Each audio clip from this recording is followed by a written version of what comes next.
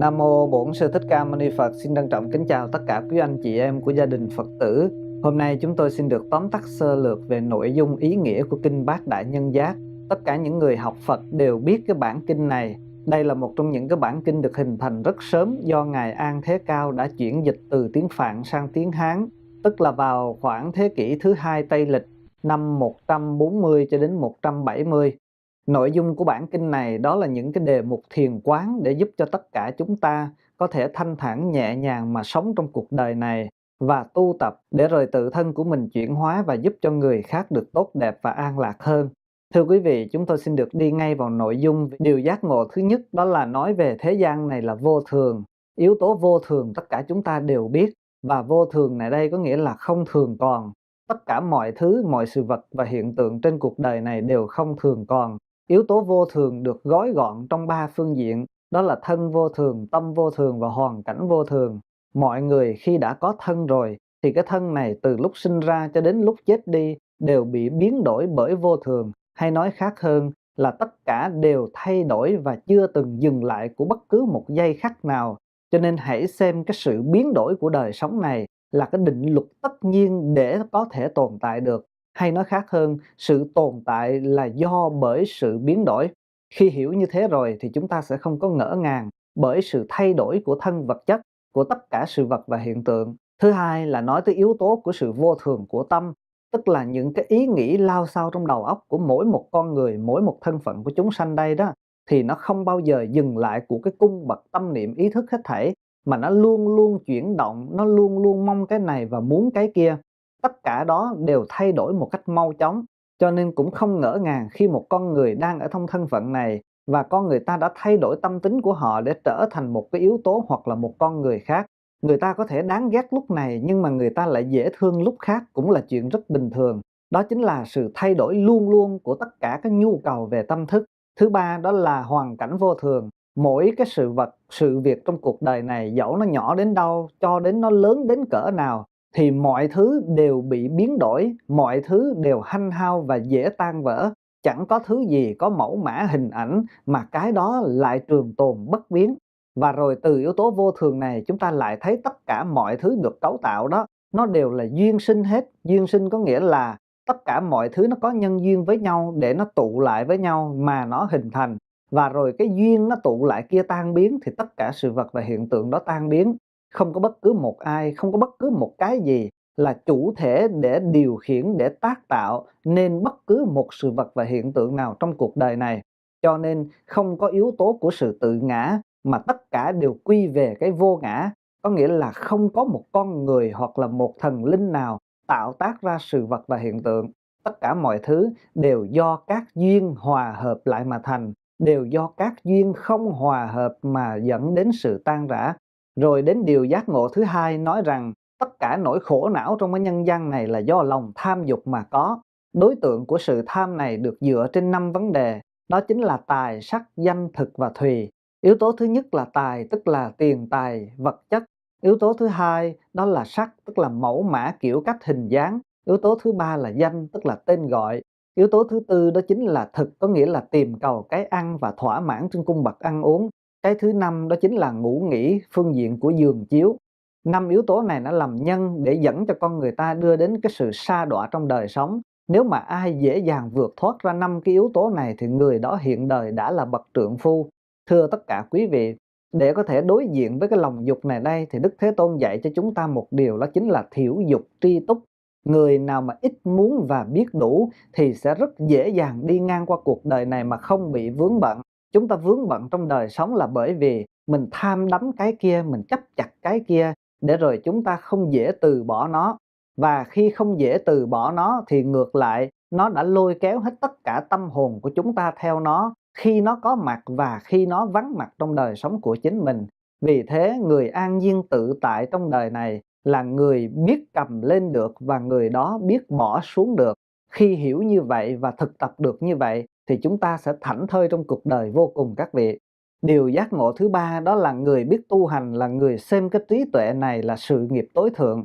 Có nghĩa là người đó sống giữa cuộc đời này nhưng không coi tất cả mọi thứ là cái gì quan trọng hơn, mà cái sự tu và sự học để chuyển hóa tự thân của chúng ta đây để đem đến cái con đường trí tuệ, giải thoát, giác ngộ rốt ráo. Đó chính là con đường duy nhất để con người ta có thể vượt thoát được. Và người đó là người sẵn sàng đánh đổi có cái nghèo của vật chất, nhưng ngược lại họ ta rất giàu về yếu tố của tâm linh tu tập.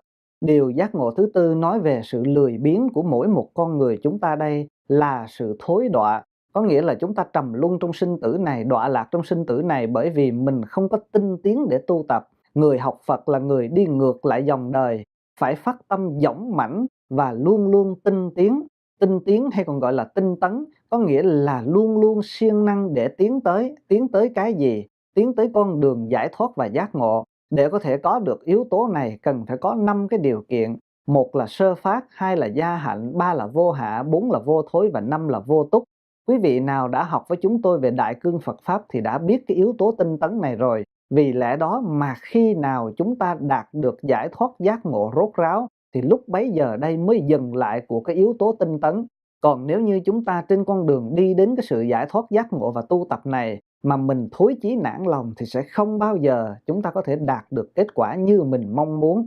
Cho nên hãy phát tâm thật dũng mãnh mà mình phá tất cả các phiền não. Phiền não đó là gì? Có 10 kiết sử phiền não căn bản, gồm có tham, sân, si, mạng, nghi, thân kiến, biên kiến, kiến thủ, giới cấm thủ và tà kiến. 10 cái kiết sử phiền não này nó trở thành cái nhân để làm cho chúng ta khổ não trong đời này.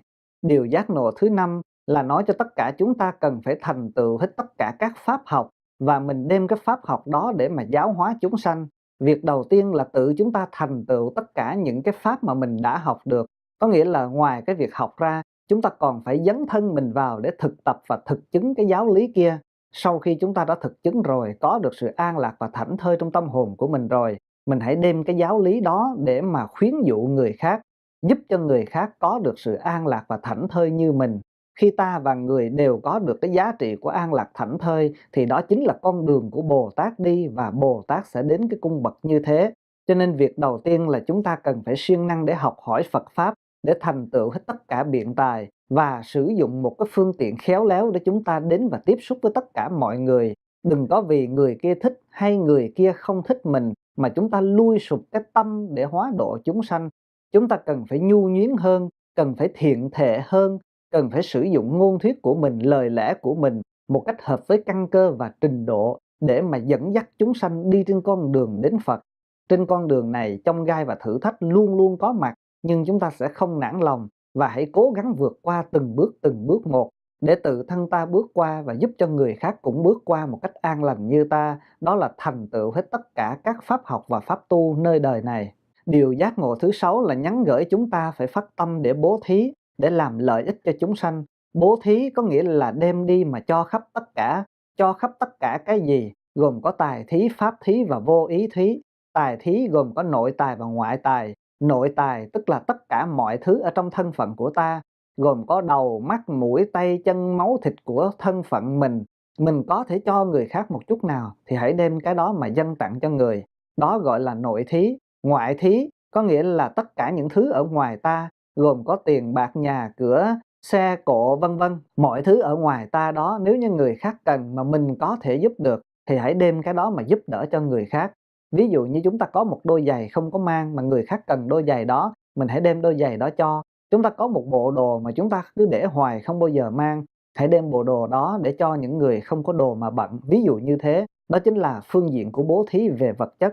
Thứ hai đó là pháp thí, có nghĩa là dùng tất cả những cái lời lẽ giáo pháp của Đức Thế Tôn đã chỉ dạy mà mình đã kinh qua đó, hãy đem cái đó mà dạy lại cho người khác để họ có được sự an lạc và thảnh thơi giống như mình. Và khi bố thí pháp không phải lúc nào cũng có thể nói được, mà hãy chọn thời gian, không gian và cái chủ thể để chúng ta nói pháp cho được hợp lý. Có như vậy thì người khác mới có thể nghe chúng ta một cách trọn đủ được. Và yếu tố pháp thí này thắng mọi thí. Vì sao? Nếu chúng ta có thể ban tặng cho người ta một cái vật gì đó thì người ta có thể thảnh thơi trong một đời thôi. Nhưng mà cái pháp thí này thì ngoài cái việc giúp cho người ta sống an lạc ngay trong hiện đời này, mà nó có thể giúp cho con người ta chuyển hóa được cái tâm hành của họ để đời sau họ có được cái sự thanh thản và nhẹ nhàng luôn. Điều thứ ba của sự bố thí đó là vô úy thí, có nghĩa là chúng ta giúp cho người khác có được sự an nhiên tự tại, không còn phải lo sợ bất cứ một điều gì nữa. Và khi chúng ta giúp như vậy đó thì người ta sẽ làm chủ bản thân của mình trong tất cả các cung bậc của sự tiếp xúc. và người ta sẽ nhận thấy rằng họ không còn lệ thuộc vào bất cứ ai, bất cứ một thần linh nào cả, mà họ chính là chủ nhân để tác tạo nên cái nghiệp của mình. Và hiểu như vậy rồi thì họ sẽ tự thân họ mà sửa đổi tất cả những lỗi lầm để họ được tốt hơn trên tất cả các cung bậc, và từ đó sẽ là cái hạt nhân cho sự thiên di của sự tái sinh tiếp theo. Cho nên bố thí như vậy là để tự thân của chúng ta đây xả bỏ sự sang tham và giúp cho người khác có được sự an lành trên hai cung bậc. Một là giá trị của vật chất, hai là giá trị của yếu tố tinh thần. Tất cả hòa quyện lại trở thành một con người với cơ thể sống đó. Họ sẽ có được yếu tố thảnh thơi hơn ngay tại đây bây giờ và tiếp tục con đường tái sinh vô lượng kiếp nữa. Và cao hơn một chút nữa, khi chúng ta thực hành cái hạnh bố thí này thì đừng có chấp vào chúng ta, đừng có chấp vào người nhận và đừng có chấp vào vật kia mình đã cho người. Vậy thì trên ba cái phương diện là tự thân ta, người khác và cái vật kia, chúng ta đều phải vượt qua tất cả những sự trở ngại. Đừng vì tất cả những cái yếu tố thương ghét trong cuộc đời này chi phối mà chúng ta hành hoạt cái sự bố thí kia không được phổ biến một cách đồng khắp. Có nghĩa là chúng ta đừng vì sự ngăn ngại của cái yếu tố thương ghét của tự thân ta mà ngăn ngại cái sự hành xử của mình trên phương diện giúp cho người khác vơi bớt đi sự khổ đau. Có như vậy thì mình mới có thể thực hành được cái hạnh của Bồ Tát, đó là yếu tố xả ly rốt ráo. Điều giác ngộ thứ bảy đó chính là chúng ta phát tâm để trở thành một người xuất gia. Chữ xuất gia gồm có 3 ý nghĩa. Thứ nhất là xuất thế tục gia, thứ hai là xuất phiền não gia và thứ ba là xuất tam giới gia. Thứ nhất đó là xuất thế tục gia, có nghĩa là ra khỏi cái căn nhà thế tục. Căn nhà mà chúng ta có cha, mẹ, anh, em, vợ chồng, con cái đó, hãy ra khỏi cái căn nhà đó. Yếu tố thứ hai là ra khỏi căn nhà của phiền não, đó chính là sự chấp trước về ta, về người, về tất cả các cung bậc của sự đối đãi trái ý nghịch lòng.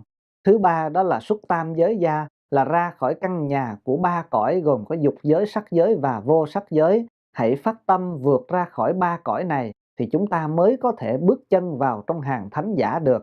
Còn nếu như ở trong ba cõi thì vẫn mãi hoài là một chúng sanh sinh ra và trở lại trong ba cõi này để thụ hưởng dục lạc không thôi. Cho nên khi phát tâm là hãy cầu có quả vị vô thượng Bồ đề, trên cầu Phật đạo, dưới là hóa độ chúng sanh. Có như thế thì cái con đường cao rộng của người xuất gia đi mới có thể phổ biến khắp tất cả mười phương và làm lợi ích tất cả hữu tình được. Cho nên hãy phát tâm để chúng ta bước trên con đường cao rộng của các vị xuất gia mà thực hành pháp của Phật để rồi hóa độ chúng sanh trong đời này. Điều giác ngộ thứ 8 đó là thấy tất cả cái nỗi khổ của chúng sanh mà mình hãy phát tâm để gánh cái nỗi khổ đó. Có nghĩa là đừng có vì thấy cái nỗi khổ của chúng sanh mà chúng ta lẩn tránh. Hàng Bồ Tát và Phật vì thấy cái sự khổ não của chúng sanh cho nên đã từ bỏ cái cảnh giới mà an lạc của mình để hiện thân vào trong cái cõi đau khổ này đây để mà dìu dắt chúng sanh.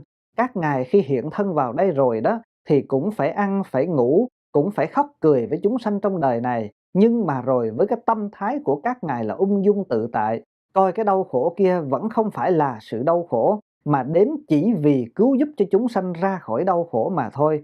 Cho nên khi chúng ta thấy một chúng sanh nào đó đau khổ thì mình đừng có an hưởng cái sự sung sướng của mình, mà hãy đến với cái chỗ đau khổ đó và tìm đủ mọi cách để chúng ta giúp cho cái chúng sanh kia thoát khỏi sự đau khổ ấy. Và tiếp theo đó là phát cái tâm đại thừa, có nghĩa là cái tâm giải thoát rốt ráo cho tất cả chúng sanh, không phải vì loài này, không phải vì con người này, không phải vì họ là thân quyến của ta chúng ta mới giúp, mà hãy phát rộng cái lòng mình ra không có biên giới, để từ đó chúng ta tiếp xúc với nhiều cung bậc hơn, với nhiều chúng sanh hơn. Và khi đã là chúng sanh thì tất cả đều có những sự đau khổ hết thảy. Cho nên hãy đến với những chỗ đau khổ đó mà chúng ta giúp cho họ để giải trừ cái đau khổ kia. Có như vậy thì mới là bậc trượng phu xứng đáng để cho trời và người kính ngưỡng. Thưa quý anh chị của gia đình Phật tử, đó chính là cái nội dung căn bản của 8 điều giác ngộ của bậc đại nhân. Quý anh chị hãy cố gắng để chúng ta thực hiện được cái gì trong cuộc đời này thì thực hiện. Khi chúng ta đã là một Phật tử, có nghĩa là tự thân của chúng ta đây, thân hành Phật hạnh, khẩu hành Phật ngôn và ý hành Phật ý. Có nghĩa là thân của chúng ta làm những việc của Phật làm, miệng chúng ta nói những điều của Phật nói, và ý chúng ta sẽ suy nghĩ những điều mà Phật suy nghĩ. Có như vậy rồi thì chúng ta mới xứng đáng là đệ tử của Phật, là con của Phật. Chúng ta phải giống Phật ít nhiều để cái hạt giống đó trước nhất là trưởng dưỡng tự thân của chúng ta đây được tốt đẹp. Hai là giúp cho cái con đường hành hoạt của chúng ta nơi đời sống này được tốt đẹp. Ba là trên hai phương diện đó rồi thì sự tái sinh của chúng ta đây, dẫu cho có đi đâu có về đâu trong đời sống vô tận của những kiếp sau đó, cũng sẽ đều có hạt giống của sự tốt đẹp. Cầu mong tất cả quý vị chân cứng đá mềm để chúng ta dũng mãnh hơn lên trên con đường tu tập, để tự thân chuyển hóa lấy chính mình và giúp an lạc cho người khác. Kính cảm ơn tất cả quý vị đã theo dõi và cầu chúc cho tất cả đại chúng luôn an lạc và thảnh thơi trong cuộc đời. Nam mô Bổn Sư Thích Ca Mâu Ni Phật.